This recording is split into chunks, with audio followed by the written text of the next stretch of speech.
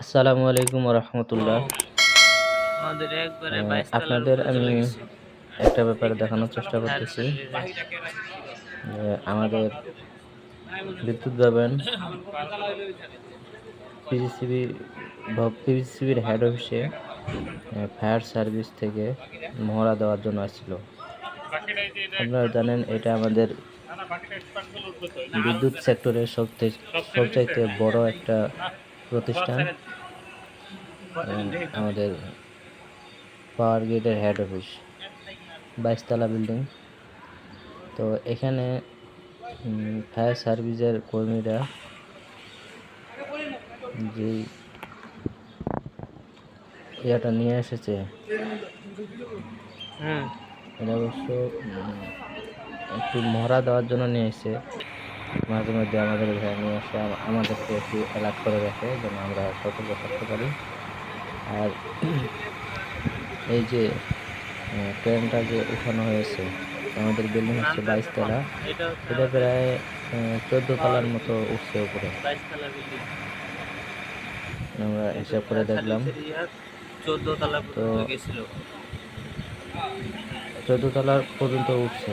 কিন্তু আমাদের যদি দিল্লিতে আগুন লাগে অথবা সবচেয়ে উপরে 19 তলায় আগুন লাগে, সেখানে কি 14 তলা থেকে এত দূর পানি দিয়ে আগুন নিয়ন্ত্রণে আনতে পারবে? এখন পরে আবার কাজ শেষে এই একটু দেখানোর পর, মহড়া দেখানোর পর পানি দেওয়া হয়েছিল, এখন নামাচ্ছে। অবশ্য একজন ভাইকে 14 তলা থেকে নামিয়ে আনা হচ্ছে এটার মাধ্যমে।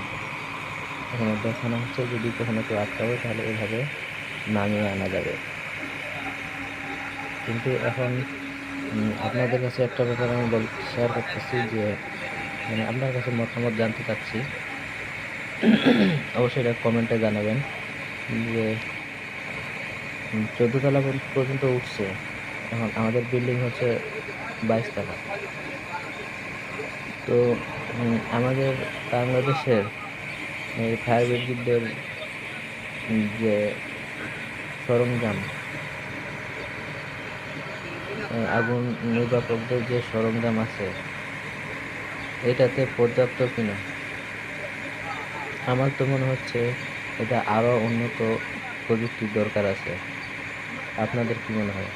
কারণ আমাদের এই বিল্ডিং 22 তলা, বাংলাদেশে ভবিষ্যতের থেকে আরো উঁচু বিল্ডিং তৈরি হতে পারে। এর থেকে উঁচু বিল্ডিং হয়তো অন্য জায়গায় আছে, সেগুলোর ক্ষেত্রে কি হবে যদি আগুন লাগে? এই যে দেখুন, এক ভাইকে নিয়ে আসা হচ্ছে, এটা কিন্তু বাস্তব না, এটা জাস্ট দেখানো হচ্ছে, শেখানো হচ্ছে যে এইভাবে করে আপনারা কাজ করবেন। তো আপনারা একটু কমেন্টে জানাবেন যে যে ব্যবস্থা আছে এটা পর্যাপ্ত কিনা, নাকি আরো উন্নত ব্যবস্থার দরকার।